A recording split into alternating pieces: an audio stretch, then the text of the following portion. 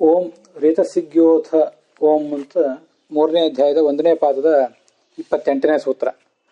ಅದರ ಹಿನ್ನೆಲೆ ಇತ್ಯಾದಿಗಳನ್ನು ರಾಘವೇಂದ್ರ ಸ್ವಾಮಿಗಳು ಹೇಳಿದ್ದನ್ನು ನಾವು ನೋಡಿದ್ದೀವಿ. 32ನೇ ಗದ್ಯ ಭಾಗದಲ್ಲಿ ಅದರ ಹಿನ್ನೆಲೆಯನ್ನು ಹೇಳಿ ಕೊನೆಗೆ ಅದರ ಭಾವ ಸಂಗ್ರಹವನ್ನೆಲ್ಲ ಮಾಡಿದ್ದಾರೆ. ಸಾಮಾನ್ಯವಾಗಿ ಒಂದು ಜೀವ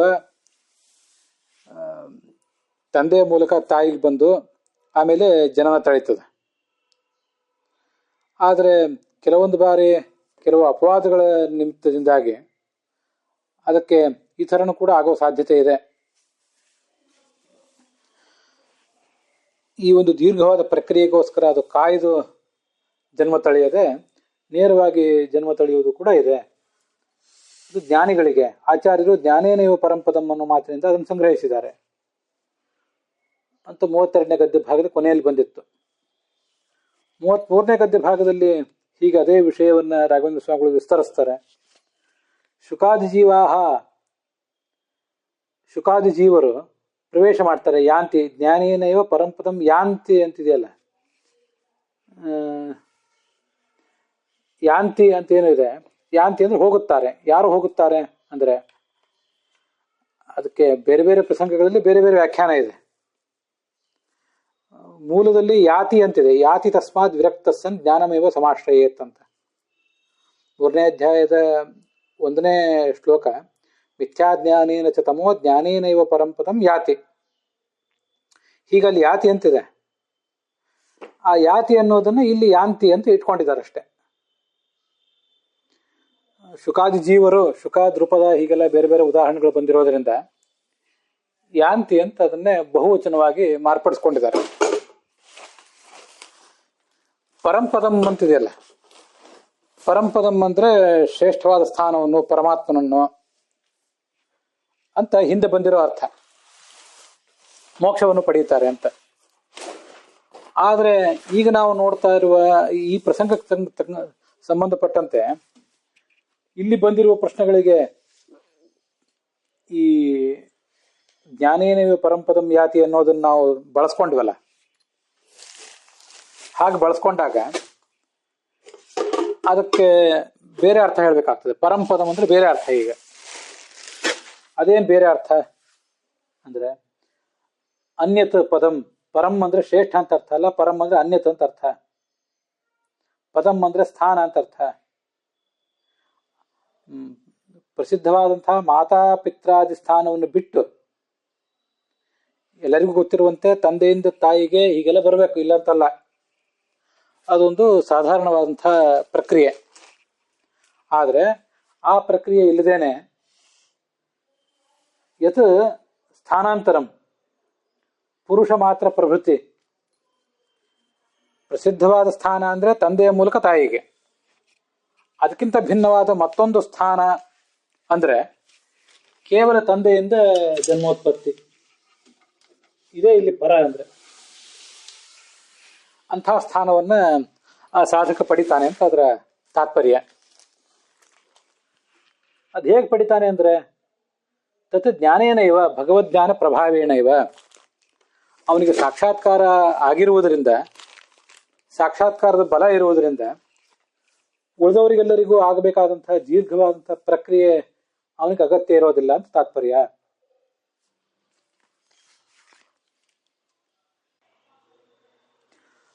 ಇದನ್ನ ಓದುವವರು, ಪುಸ್ತಕ ಇಟ್ಕೊಂಡು ಓದುವವರು ಪ್ರಸಿದ್ಧಂ ಮಾತಾ ಪಿತ್ರಾದಿ ಸ್ಥಾನಂ ವಿನಾ, ಪ್ರಸಿದ್ಧವಾಗಿ ಎಲ್ರಿಗೂ ಗೊತ್ತಿರುವಂತೆ ತಂದೆಯಿಂದ ತಾಯಿಗೆ ಹೀಗೆಲ್ಲ ಸಾಧಕನಾದವನು ಬರಬೇಕು. ಆದರೆ ಅದಿಲ್ಲದೆ ಅದರ ರಹಿತವಾಗಿಯೂ ಕೂಡ ಯತ್ ಅವನೊಂದು ಇನ್ನೊಂದು ರೀತಿಯಿಂದ ಜನ್ಮವನ್ನು ತಳಿತಾನೆ. ತತ್ ಆ ಇನ್ನೊಂದು ರೀತಿಯಿಂದ ಜನ್ಮ ತಳೆಯುವುದು ಜ್ಞಾನೇನ ಇವ, ಭಗವಂತನ ಸಾಕ್ಷಾತ್ಕಾರವನ್ನ ಅವರೇನು ಪಡೆದಿದ್ದಾರೆ ಅದರ ಪ್ರಭಾವದಿಂದಲೇ ಅಂತ ಹೀಗಾದರ ಅರ್ಥ. ಅದರ ನಡುವೆ ಯತ್ ಸ್ಥಾನಾಂತರ ಪುರುಷ ಮಾತ್ರ ಪ್ರವೃತ್ತಿ ಅಂತಿದೆ. ಪುಸ್ತಕ ಓದುವವರು ಇಲ್ಲೊಂದು ತಿದ್ದುಪಡಿ ಮಾಡ್ಕೋಬೇಕೇನು ಅಂದ್ರೆ ಯತ್ ಸ್ಥಾನಾಂತರಂ, ಅದಾದ್ಮೇಲೆ ಸ್ವಲ್ಪ ಸ್ಪೇಸ್ ಬೇಕು. ಪ್ರಸಿದ್ಧವಾಗಿರುವುದು ತಂದೆಯಿಂದ ತಾಯಿ ಹೀಗೆ. ಆದರೆ ಅದಿಲ್ಲದೇನೆ ಇನ್ನೊಂದು ಸ್ಥಾನವನ್ನ ಪಡೆದು ಅವರು ಯಾಂತಿ ಜನ್ಮವನ್ನು ತಳಿತಾರೆ. ಸರಿಯಾ? ಅಲ್ಲಿ ಆ ಇನ್ನೊಂದು ಜನ್ಮವನ್ನು ತಳಿತಾರೆ ಅಂತ ಹೇಳುವಾಗ ಯತ್ ಸ್ಥಾನಾಂತರಂ ಅಂತ ಇದ್ದು, ಆಮೇಲೆ ಅದರ ವಿವರಣ ಪುರುಷ ಮಾತ್ರ ಪ್ರಭೃತಿ, ತಾಯಿ ಅಥವಾ ತಂದೆಗೆ ಮಾತ್ರ. ಕೆಲವರು ಕೇವಲ ತಂದೆಯಿಂದ ಜನಿಸ್ತಾರೆ, ಕೆಲವರು ಕೇವಲ ತಾಯಿಯಿಂದ ಜನಿಸ್ತಾರೆ ಅಂತ ಹೀಗಾದ್ರ ಅರ್ಥ.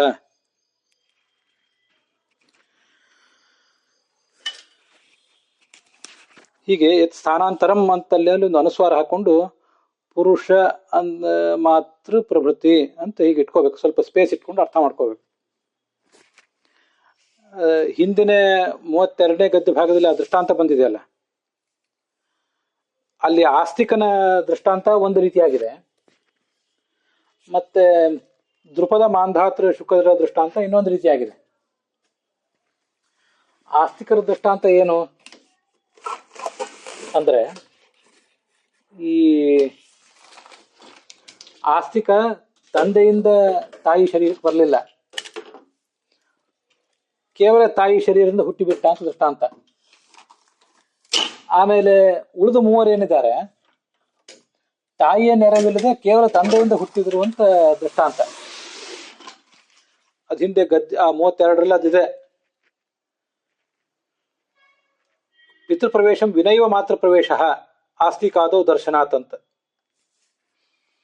ಆಮೇಲೆ ದೃಪದ ಮಾಂಧಾತೃ ಶುಕಾದಿಗಳಿಗೆ ಮಾತೃಪ್ರವೇಶವೂ ಇಲ್ಲ, ಅದು ವ್ಯರ್ಥ ಅಂತ 2ನೇ ಪ್ರಶ್ನೆ. ಕೇವಲ ತಂದೆಯಿಂದ ಹುಟ್ಟಿದಾರ ಅವು 3 ಜನ ಅಂತ ಒಟ್ಟಾರೆ ಅದರ ತಾತ್ಪರ್ಯ ಆಗ್ತದೆ. ಆದ್ರಿಂದ ಇಲ್ಲಿ ಕೇವಲ ಪುರುಷನಿಂದ ಅಥವಾ ಕೇವಲ ಪುರುಷ ಅಂದ್ರೆ ತಂದೆ, ಮಾತ್ರ ಅಂದ್ರೆ ತಾಯಿ, ಅವ್ರ ಮೂಲಕ ಹುಟ್ಟುತ್ತಾರೆ ಅಂತ ಅದರ ತಾತ್ಪರ್ಯ. ಇದೆಲ್ಲವೂ ಅವರಿಗೆ ಭಗವಂತನ ಸಾಕ್ಷಾತ್ಕಾರದಿಂದ ಆಗ್ತದೆ.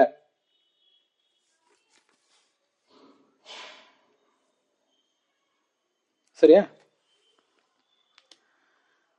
ತೇಷಾಂ ಜ್ಞಾನಿತ್ವೇನ, ಇವರೆಲ್ಲರೂ ಕೂಡ ಜ್ಞಾನಿಗಳಾದ್ದರಿಂದ ಆ ಜ್ಞಾನದ ಪ್ರಭಾವದಿಂದಾಗಿ ಅವರಿಗೆ ಅಂತ ಶಕ್ತಿ ಬಂದಿರುವುದರಿಂದ ಕ್ವಚಿತ್ ಅನ್ಯಥಾತ್ವೇಪಿ, ಕೆಲವು ಬಾರಿ ಅವರಿಗೆ ಈ ಥರ ಆಗ್ತದೆ, ಬೇರೆ ಥರ ಅವ್ರು ಹುಟ್ಟುತ್ತಾರೆ.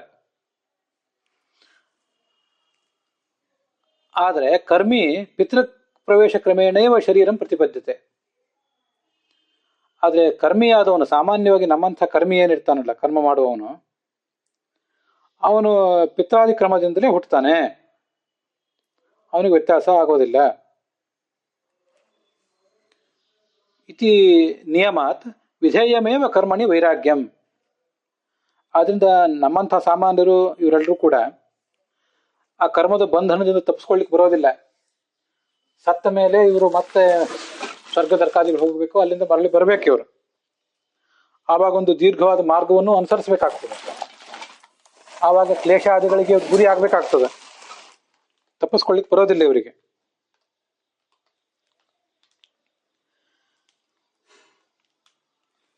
ಆದ್ರಿಂದ ಕರ್ಮದ ಬಗ್ಗೆ ವೈರಾಗ್ಯ ತಾಳಬೇಕು, ಆವಾಗಲೇ ಅವರಿಗೆ ಸುಖ. ಅದನ್ನೇ ಅನುವ್ಯಾಖ್ಯಾನದಲ್ಲಿ ಹೇಳಿದ್ದಾರೆ. ಜೀವ ಪುರುಷ ಯೋನೀನಾಂ ಅಂತ. ಜೀವ ಪುರುಷ ಯೋನೀನಾಂ ಸಂಗಾತಿ ನಿಯಮೋಚಿತಿಂ ಅಥ ಶಬ್ದೇನ ಭಗವಾನಾಹ ಕಾರಣತಶ್ಚತಾಂ ಅಂತ. ಅದರ ಅಭಿಪ್ರಾಯ ಏನು? ಜೀವ, ಆಮೇಲೆ ಪುರುಷ ಒಬ್ಬ ತಂದೆ, ಯೋನಿ ಅಂದ್ರೆ ತಾಯಿ, ಸಂಗಾತಿ ಅಂದ್ರೆ ಸಂಗತಿ ಅಂತ ಅರ್ಥ. ಅವ್ರ ಮೂಲಕ ಹುಟ್ಟಿ ಬರಬೇಕು ಅನ್ನುವಂಥ ಒಂದು ನಿಯಮ. ಆ ನಿಯಮಕ್ಕೆ ಉಜ್ಜಿತಿ ಅಂದ್ರೆ ಅಪವಾದ. ಆ ಅಪವಾದವನ್ನ ಸ್ವಯಂ ಭಗವಂತನೇ ಹೇಳಿದಾನೆ, ವ್ಯಾಸನೇ ಹೇಳಿದಾನೆ. ರೇತಸಿಗ್ಯೋಥ ಅಂತ, ಅಥ ಎಂಬ ಶಬ್ದದಿಂದ ಒಂದು ಅಪವಾದವನ್ನು ಸೂಚನೆ ಮಾಡಿದ್ದಾರೆ. ಅದು ಹೇಗೆ? ಕಾರಣತಃ, ಒಂದು ನಿರ್ದಿಷ್ಟ ಕಾರಣ ಇದ್ರೆ ಆ ಥರ ಆಗ್ತದೆ ಹೊರತು ಇಲ್ಲದೆ ಹೋದ್ರೆ ಹಾಗಾಗೋದಿಲ್ಲ.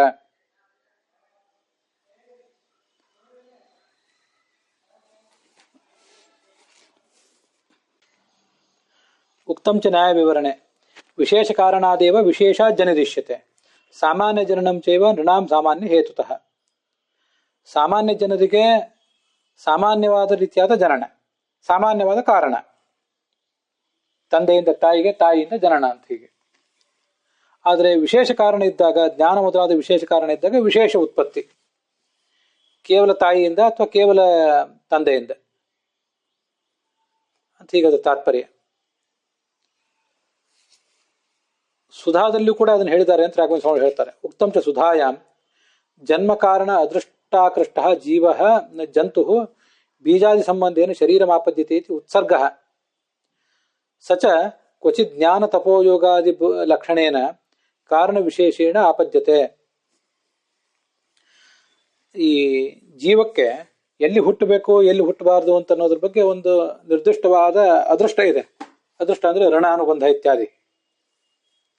ಆ ಋಣಾನುಬಂಧದ ಸೆಳೆತಕ್ಕೊಳಗಾದಂತಹ ಜೀವ ಬೀಜ ಅಂದ್ರೆ ತಂದೆಯಲ್ಲಿರುವ ವೀರ್ಯದ ಸಂಬಂಧದಿಂದ ತಾಯಿ ಶರೀರಕ್ಕೆ ಬರ್ತಾನೆ, ಅಲ್ಲಿಂದ ಹುಟ್ಟುತ್ತಾನೆ ಅಂತ ಅನ್ನೋದು ಒಂದು ಸಾಮಾನ್ಯ ನಿಯಮ. ಈ ನಿಯಮ ಇತಿ ಉತ್ಸರ್ಗ. ಆದರೆ ಕೆಲವು ಬಾರಿ ಸಚ ಆ ಜೀವ ಜ್ಞಾನ ತಪೋಯೋಗಾದಿ ರೂಪವಾದ ಕಾರಣದಿಂದ ಬೇರೆ ರೀತಿಯಾಗಿ ಕೂಡ ಅವನು ಹುಟ್ಟಬಹುದು ಅಂತ ಈ ರೀತಿಯಾಗಿ ಅರ್ಥ.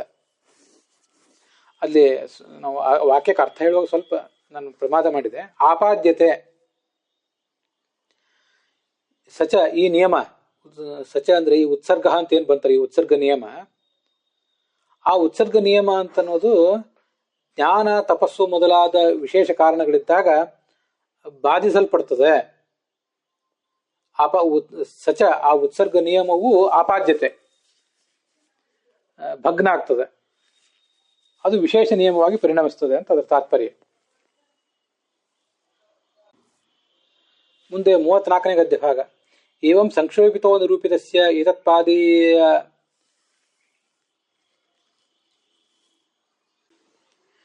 ಪುಸ್ತಕ ನೋಡುವವರು ಹೀಗೆ ಮಾಡಬೇಕು. ಏತತ್ಪಾದೀಯ ಅಶೇಷ ನಯಾರ್ಥಸ್ಯ, ಅಶೇಪ ಅಲ್ಲ ಅದು, ಈ 3ನೇ ಅಧ್ಯಾಯದ 1ನೇ ಪಾದದಲ್ಲಿ ಬಂದಿರುವಂತಹ ಅಶೇಷ ಎಲ್ಲ, ನಯ ಅಂದ್ರೆ ಅಧಿಕರಣಗಳು, ಅದರ ಅರ್ಥಗಳು ಈ ವೈರಾಗ್ಯಕ್ಕೆ ಉಪಯುಕ್ತ ಆಗ್ತದೆ.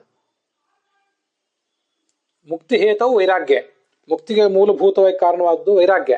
ಆ ವೈರಾಗ್ಯಕ್ಕೆ ಸಾಧಕವಾದ್ದು ಇಲ್ಲಿ ಪ್ರತಿಪಾದಿತ ಆಗಿರುವಂತಹ ಎಲ್ಲಾ ವಿಷಯಗಳು, ಎಲ್ಲಾ ಅಧಿಕರಣದಲ್ಲೂ ಬಂದಿರುವಂತಹ ಎಲ್ಲಾ ವಿಷಯಗಳು ವೈರಾಗ್ಯಕ್ಕೆ ಕಾರಣ ಆಗಿವೆ ಅಂತ ಆಚಾರ್ಯರು ಉಪಸಂಹಾರ ಮಾಡ್ತಾ ಇದ್ದಾರೆ. ತಸ್ಮಾತ್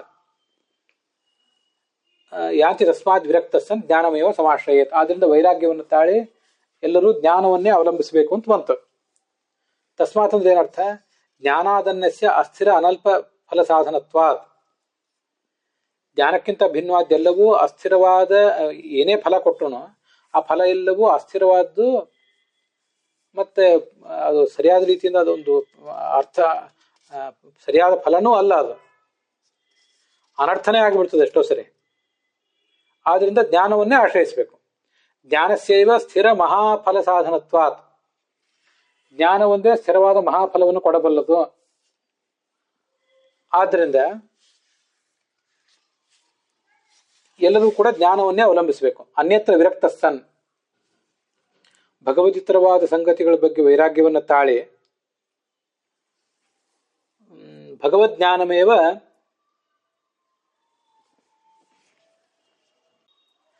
ಬೇರೆ ಎಲ್ಲ ವಿಷಯದ ಬಗ್ಗೆನೂ ವೈರಾಗ್ಯ ತಾಳಬೇಕು. ಮತ್ತೆ ಜ್ಞಾನವನ್ನೇ ಆಶ್ರಯಿಸಬೇಕು. ಹೇಗೆ ಆಶ್ರಯಿಸಬೇಕು ಅಂದ್ರೆ ಆಶ್ರಯ, ಚೆನ್ನಾಗಿ ಆಶ್ರಯಿಸಬೇಕು. ಚೆನ್ನಾಗಿ ಆಶ್ರಯಿಸಬೇಕು ಅಂತ ಏನು ಅರ್ಥ? ಜ್ಞಾನವನ್ನು ಚೆನ್ನಾಗಿ ಆಶ್ರಯಿಸುವುದ್ರ ತಾತ್ಪರ್ಯ ಏನು ಅಂದ್ರೆ ಭಕ್ತಿ, ಶ್ರವಣ, ಮನನ ಇತ್ಯಾದಿ ಸಾಧನಗಳ ಮೂಲಕವಾಗಿ ಆ ಜ್ಞಾನವನ್ನೇ ನಾವು ಬೆಳೆಸ್ಕೊಂಡು ಅದನ್ನು ಆಶ್ರಯಿಸಬೇಕು. ಸಮಾಶ್ರಯೇತ್ ಅಂದ್ರೆ ಸಂಪಾದಯೇತ್ ಅಂತ ಅದರ ತಾತ್ಪರ್ಯ.